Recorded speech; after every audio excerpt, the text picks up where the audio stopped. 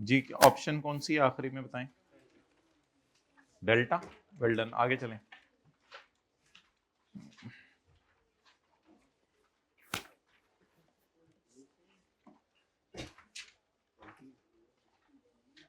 Under IFRS 8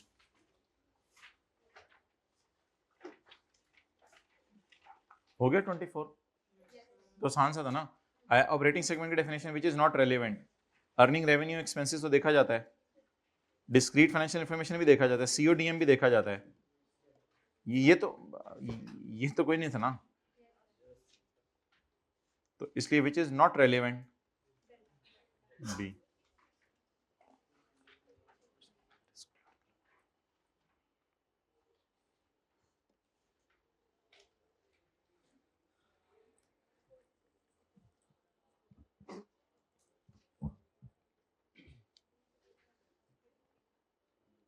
ये थोड़ा सा है, जरा फोकस करके पढ़ें, फिर अगले आसान है।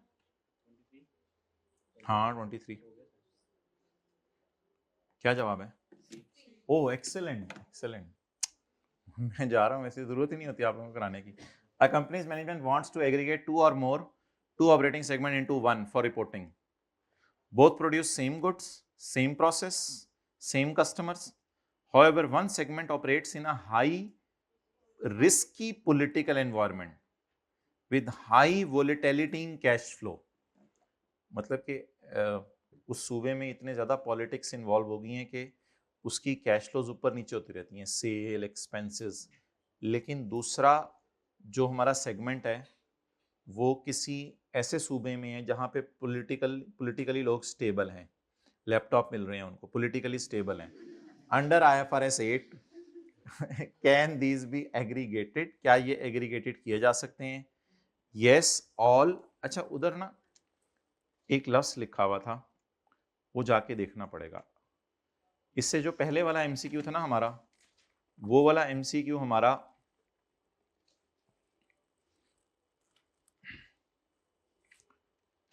इससे पहले वाला जो MCQ था वो MCQ था, लिख लें पैरा नंबर 5। वो पैरा नंबर 5 टेस्ट कर रहा था, और ये MCQ टेस्ट कर रहा है para number 12। Operating segments often similar long-term financial performance if they have similar economic environment. Similar long-term average gross margins would be expected if their economic characteristics were similar. अब सवाल ये है कि क्या इनकी लॉन्ग टर्म फाइनेंशियल परफॉर्मेंस वगैरह और ये सारी चीजें सिमिलर होंगी या नहीं होंगी? नहीं होंगी। इनको एग्रीगेट ना करें due to significant difference in risk and. देखें इन दो को अगर हमने एग्रीगेट कर भी दिया तो क्या दोनों की long term growth, long term profit percentage same होंगे या एक के कुछ और होंगे दूसरे के कुछ और? तो इसलिए यही मुनासिब लग रहा था। जी 22 IFRS 8 के डिस्क्लोजर लिस्टेड कंपनी ने लगाने होते हैं जिसका एक ही रिपोर्टेबल सेगमेंट है। आज पढ़ा था अभी, एंटिटी वाइड डिस्क्लोजर देंगे ना ये लोग, एंटिटी वाइड। ये तो सही है। लिस्टेड कंपनी जिसके मल्टीपल रिपोर्टेबल सेगमेंट है उसने भी IFRS 8 लगाने? हाँ वो भी लगाए, कोई नहीं, chemical, soda, pharma. Non listed companies ने लगाने? आगे ना पढ़े, नॉन लिस्टेड कंपनीज ने लगाने। और अगर लिखा होता non listed company which is in the process of listing, फिर लगाना होता। नॉन लिस्टेड कंपनीज ने तो लगाना ही नहीं। ये कौन सा पैरा था? पैरा नहीं, आप लोग ना देखें, बस पैरा नंबर 4 टेस्ट किया उसने, पैरा 4 स्टैंडर्ड का टेस्ट किया। अच्छा ये तो 1 मिनट में आप पकड़ लेंगे, ये जल्दी से फारग करें इसको, फिर अगला करते हैं। सी, वेल डन, फौरन बता दिया आप लोगों ने। Which is not required to be disclosed as per IFRS 8। Revenue from external customer of each product, ये हमने पढ़ा था एंटिटी वाइड डिस्क्लोजर्स में, पढ़ा था ना एंटिटी वाइड डिस्क्लोजर में, हर प्रोडक्ट की सेल दिखानी है। Non current asset in Pakistan and in all foreign countries, ये भी बताने होते हैं। प्रॉफिट नहीं, ये नहीं बताना होता। बल्कि इसकी जगह अगर लिखा होता ना एक्सटर्नल सेल, वो बतानी होती है। एक्सटर्नल सेल बतानी होती है या प्रॉफिट्स? तो एक्सटर्नल सेल लिखा होता फिर ठीक था, अभी ये गलत है, लेकिन हम तो टिक करेंगे ना क्योंकि नॉट बताने हैं। रिलायंस ऑन मेजर कस्टमर बतानी होती है? यस, बतानी होती है। वैसे एमसीक्यू बनाते हैं ना, उसे थोड़ा सा ध्यान रखना चाहिए, इक्वल और एक्सीड लिखना चाहिए शायद, पता नहीं इक्वल था, इक्वल और एक्सीड था, क्या था? एमसीक्यू बनाते हुए उसको ये भी चीज़ों का ध्यान रखने चाहिए। वैसे इक्वल और एक्सीड था ना, अमाउंट टू 10 और मोर। तो वैसे उसूली तौर पे फिर ये अंग्रेजी की एरर है, लेकिन पता नहीं आई कैप ने तो ऑप्शन सी टिक की हुई थी बस, लेकिन टेक्निकली स्पीकिंग डी भी टिक होना चाहिए क्योंकि इक्वल और मोर है, लेकिन छोड़ें, खैर है। चलें जी, डी ऑप्शन किसने बताई है? Well done. दूजे कह रहे हैं सानू पढ़न ते दो पहले। वेल डन, आपने सब किया, बता दिया। मतलब which of the following quantitative threshold are specified by IFRS 8? Segment reported external revenue is 10% or more of combined external revenue of external revenue 10%। External तो नहीं, टोटल रेवेन्यू लेना होता है, ये 10% टोटल रेवेन्यू लेना होता है, ये एक्सटर्नल का लफ्ज गलत है, टोटल रेवेन्यू लेना होता है। नेट एसेट्स तो नहीं होते, नेट एसेट्स होते हैं एसेट्स माइनस लायबिलिटीज, तो ग्रॉस एसेट्स लेने होते हैं, यानी सारे। नेट एसेट्स का मतलब होता है assets minus liabilities. Asset minus liabilities पे टेस्ट लगाते हैं 10% या एसेट्स पे? तो none of the to.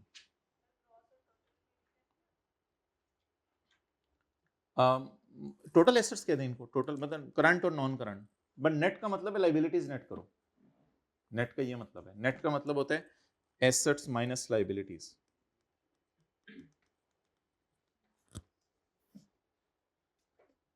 Asset minus accumulation को नेट एसेट नहीं कहते, नेट एसेट कहते हैं एसेट्स माइनस लायबिलिटीज को। जी 19 सी।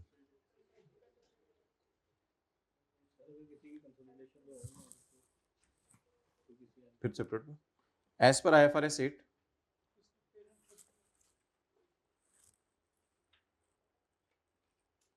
अच्छा, ये ना भाई कह रहे हैं कि ये पेरेंट कंपनी लिखा हुआ है ना, पेरेंट कंपनी कितनी फाइनेंशियल स्टेटमेंट्स बनाती है?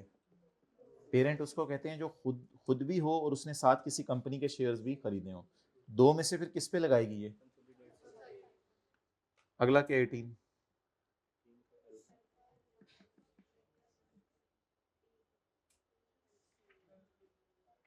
ये अल्फा बीटा कहाँ से सीखा आप लोगों ने? ए भी बोल दिया करें, मुझे नहीं अल्फा बीटा समझ। अच्छा, पता नहीं कहाँ से सीखा होगा कहीं। एज पर IFRS, हमारे जमाने में ए भी होता है। एज पर IFRS 8,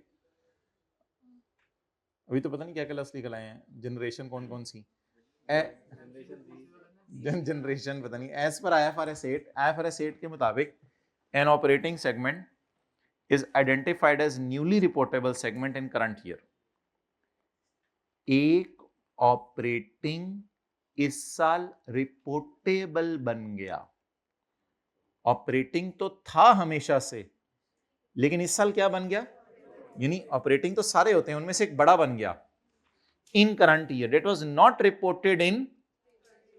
अब पिछले साल वो क्या था? Non reportable. प्रायर ईयर में वो 7% था, इस साल मिसाल के तौर पे 11% टेस्ट में आ गया, 10% से क्रॉस कर गया। तो which is correct way of reporting this newly reported segment? Para बताएं, पैरा कौन सा? 18।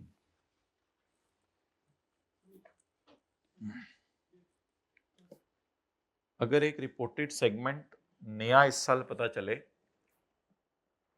तो प्रीवियस ईयर की निस्बत, तो कंपैरेटिव पर्पस के लिए आप पिछले साल के रिपोर्टेबल सेगमेंट, पिछले साल भी उसको रिपोर्ट करें, इवन इफ वो पिछले साल 10% से कम था, अनलेस के डाटा अवेलेबल ना हो। तो मेरे ख्याल से ये लाइन मेन है, shall be restated to reflect the newly reported। shall, may नहीं, it shall be reportable in current year। ठीक है, ये बात तो सही है, जाहिर बात है 10%। and comparative information should also be, it shall be separately reported separately in current year and comparative information shall, नहीं नहीं नहीं। अच्छा, अगर इस तरह लिखा होता comparative information shall not be restated if it is difficult, तो फिर शायद इसको भी हम टिक कर देते, लेकिन कंपैरेटिव तो करनी होती है। गुंजाइश भी वैसे है थोड़ी सी, लेकिन वो सिर्फ कब है, नहीं गुंजाइश कब है कि आप उसको प्रायर ईयर में डिस्क्लोज ना करें, उसकी गुंजाइश कब है, उसके कंपैरेटिव रीस्टार्ट करने की गुंजाइश कब है कि रीस्टेट ना भी करें, अगर पिछले साल उसका डेटा ही अवेलेबल ना हो कि उसको देखा जा सके उसकी सेल कितनी है, वो कितनी है, वो पिछला रिपोर्टेबल ही नहीं था। लेकिन चलें आगे, it shall not be reported separately in current year. वो हो आगे पढ़ने की जरूरत नहीं, करंट ईयर में तो रिपोर्टेबल है, आगे ना पढ़ें। It shall be reported only when the criteria is met for 2 consecutive year, तो कुछ पूरे लॉ में शर्त नहीं है, ये दो साल, 1.5 साल की जगह अगली साल आपकी स्टेटमेंट में डालेगा 1.5 साल का लफ्ज, ये पता नहीं कहां से लफ्ज निकाल रहा है, ये तो फारग है, खुद ही कर लेंगे। Which two of the following apply to all entities, all entities, all entities का मतलब बताएं, ऑल एंटिटीज आगे बता दिया उसने खुद ही, including those that have a single segment. इन पे कौन से डिस्क्लोजर लगने हैं, सिंगल वालों पे, और बाकी एंटिटी वाइड, तो एंटिटी वाइड ढूंढे, सप्लायर तो कुछ नहीं है,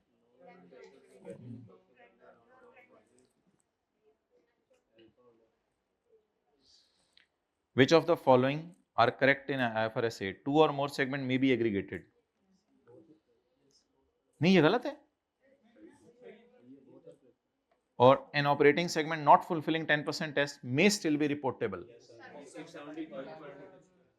75% वाली भी वजह है, और एक और वजह भी है, वो थी मैनेजमेंट अगर इसको सिग्निफिकेंट समझे, पैरा 13 भी था ना, ऑपरेटिंग सेगमेंट जो कि क्वांटिटेटिव थ्रेशोल्ड मीट नहीं कर रहा, अगर मैनेजमेंट उसको समझे यूजफुल तो भी तो डिस्क्लोज कर सकती है, पैरा 13 भी तो था ना।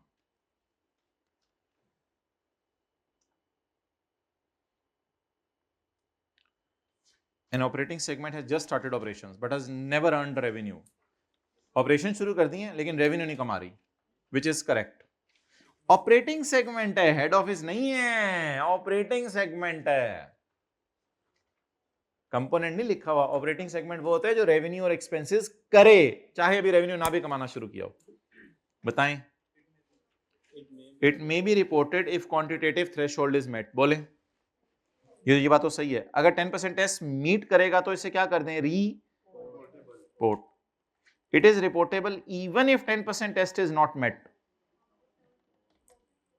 इट इज रिपोर्टेबल सेगमेंट, ये रिपोर्टेबल सेगमेंट है, even if threshold is not met, it is reportable even if threshold is not met। ये बात गलत है, it is reportable नहीं, it may be reportable हो सकता था अगर मैनेजमेंट मुनासिब समझे, वो तो is reportable। पता है क्या कह रहा है, कहता है जो रेवेन्यू नहीं कमा रहा it is reportable, भाई इज रिपोर्टेबल ने तो नहीं, अगर तू लिखता में तो फिर शायद हम मैनेजमेंट वाली बात सोच लेते। इस तो बहुत खतरनाक लफ्ज है, इसका मतलब होता है must. It is not reportable even if 10% test is met, ये तो गलत बात है, रिपोर्ट तो करना है इसको। It will be a reportable only after running, जब रेवेन्यू कमाना शुरू कर देगा तब से रिपोर्ट करेंगे, नहीं ऐसी कोई बात नहीं है। हमने क्या पढ़ा था, रेवेन्यू कमाना कोई शर्त नहीं है।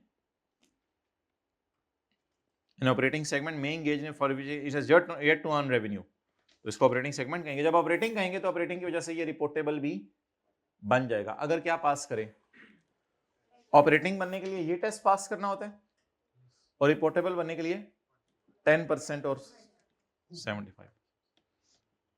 अच्छा जी, ये 14 ऐसे खुद ही कर लीजिएगा, ये तो वो आसान से है।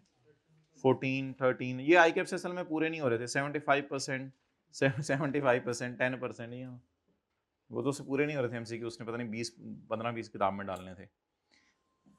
According to IFRS, if a report contain both consolidated financial statements भी हैं पेरेंट की और सेपरेट भी हैं, तो फिर किसके ऊपर लगना है, only in consolidated financial statements. An operating segment may engage in business activities for which has yet to earn revenue. It will be reported before earning revenue. It may be reported before earning revenue. It will not be reportable before earning revenue. अच्छा, will be इसलिए नहीं कि 10% से कम भी तो हो सकता है ना। लेकिन जो रेवेन्यू नहीं कमा रहा, अगर उसके एसेट्स और प्रॉफिट 10% से कम है तो वो तो रिपोर्टेबल नहीं है ना फिर। इट मे बी या it will be, it may be reported before earning revenue if meet 10% test. 10% test meet कर गया तो कर दें।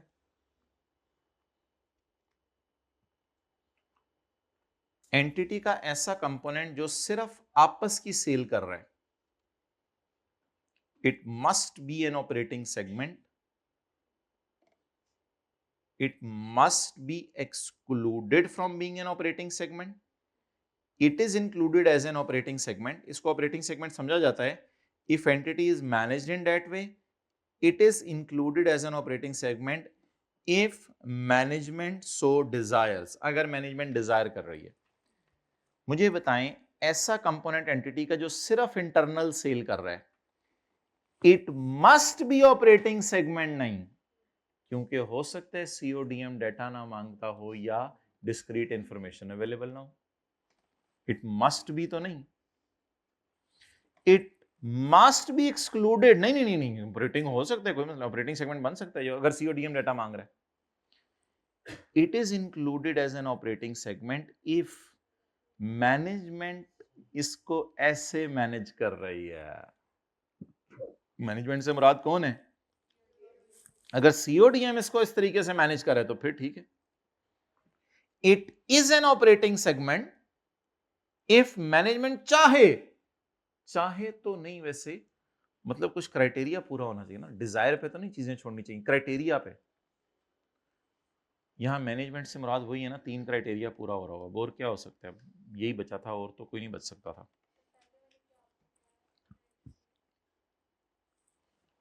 मुझे बताएं अ कंपोनेंट, ऑपरेटिंग सेगमेंट नहीं लिखा उसने लफ्ज, a component of entity that sell only आपस की सेल कर रहा है, it must be operating segment नहीं। अगर कोई सिर्फ आपस की सेल कर रहा है और सीओडीएम डाटा नहीं मांग रहा या डिस्क्रीट डाटा अवेलेबल नहीं है, तो फिर ये बात बताई थी मैंने, बस छठा नहीं करना, बाकी 5वां चौथा तीसरा दूसरा पे बस ठीक है, 5वां और चौथा कर लीजिएगा और बाकी छोड़े। हाँ जी बोलो, फिर देख लेंगे। हाँ कौन सवाल पूछ रहा था?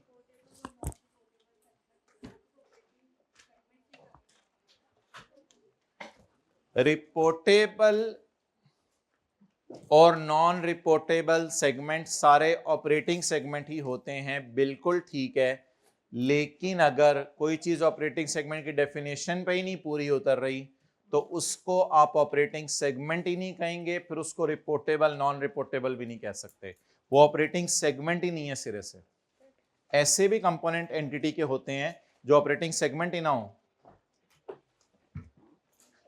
बोले हो सकते हैं ना, ऐसे सेगमेंट हो सकते हैं जिसका डाटा वो मांगता ही ना हो कभी। कल की क्लास में पूछिएगा ये, स्टार्ट में दोबारा मेन क्लास में।